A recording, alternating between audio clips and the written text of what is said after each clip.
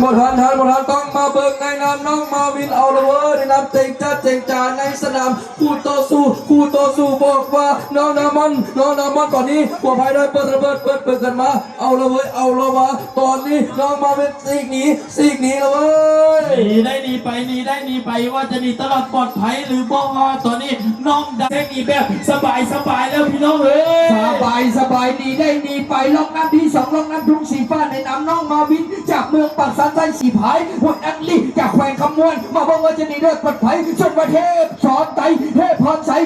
ใสสาวมังกรใช่ทหารแขวงคำมวนไล่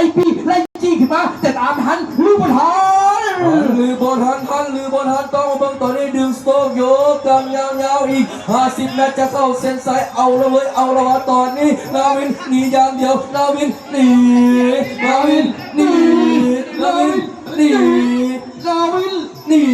เข้าเส้นสาย